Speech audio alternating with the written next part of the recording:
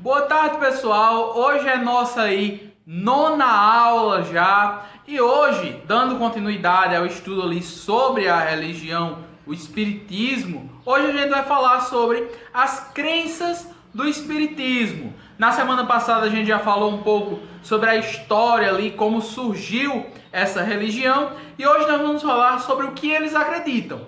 Como já falamos, a doutrina espírita, ela surgiu ali, né? Ela teve início com a publicação ali do O Livro dos Espíritos, de Allan Kardec, em 1857.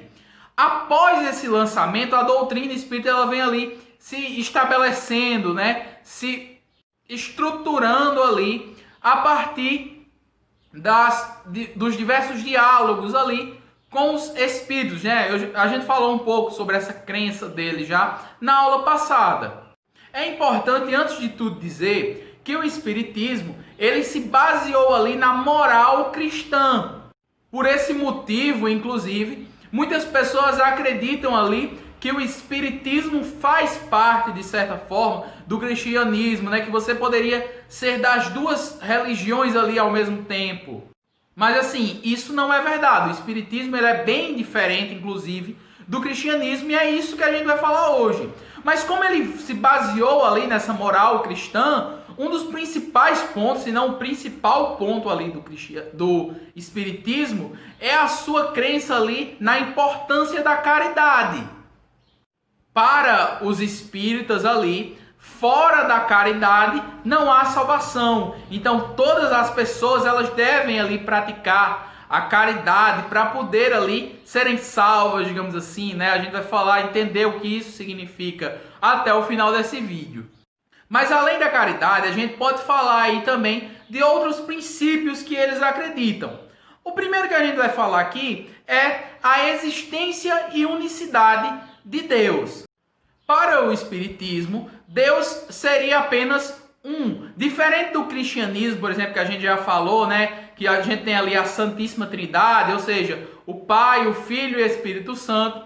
No espiritismo isso não existe. Deus é apenas uma pessoa. Ele seria ali a consciência suprema, né? Que criou o mundo e também tudo que existe aqui, o homem e tudo mais. Assim, para os espíritas, Jesus não seria o Filho de Deus, como a gente vê no cristianismo. Na verdade, Jesus seria ali um espírito evoluído, que Deus teria criado para guiar ali o povo, ensinar ao povo como agir. Mas ele não seria Filho de Deus, como é entendido no cristianismo, porque Deus é apenas um. Eu disse aqui, né, que Jesus seria esse espírito evoluído, e a gente pode falar já do segundo ponto ali, o segundo princípio, que é a lei do progresso. Para os espíritas, todas as coisas ali, tanto materiais como imateriais, estão destinadas ali a ficar cada vez melhor, a evoluir, a progredir. Esse seria ali um segundo princípio para eles. Um terceiro ponto seria a existência do espírito, né? O espiritismo tem esse nome, seria ali a doutrina dos espíritos, né? Então, mas o que isso significa? Para os espíritas, uma das coisas ali criadas por Deus foram os espíritos. Os espíritos seriam ali algo que consegue interagir com a matéria e eles seriam ali imortais e indestrutíveis. Todos esses espíritos teriam sido criados iguais, simples e ignorantes, mas todos estariam ali destinados, por causa da lei do progresso, a evoluir, a se tornar melhor, a se tornar perfeito. Mas precisamos aí entender, claro, que os espíritos eles teriam ali a mesma capacidade para agir para o bem como para o mal. Assim, essa perfeição ela pode demorar bastante aí para acontecer. Mas como é que essa evolução ocorre? Bom, aí a gente pode falar do quarto ponto, que esse talvez seja um dos mais conhecidos, né, do espiritismo, que é a crença na reencarnação. De acordo com os espíritas, os espíritos eles tendem ali a ficar reencarnando, ou seja, eles podem voltar à matéria ali quantas vezes for necessário, até que se alcance essa perfeição. O que significa? Quando uma pessoa morre, o seu espírito ali estaria livre e depois ele retornaria, caso não fosse perfeito ainda, a um novo corpo. Isso ali até ele evoluir e se tornar perfeito. Mas olha, ressaltar aqui uma coisa. Essa perfeição que a gente vem falando dos espíritos, ela é relativa. Só existiria um ali que é perfeito absolutamente, que seria o próprio Deus. Então todos os espíritos ali estariam evoluindo em direção à perfeição, se tornando ali mais evoluídos, mais iluminados, mas não se tornando necessariamente perfeitos.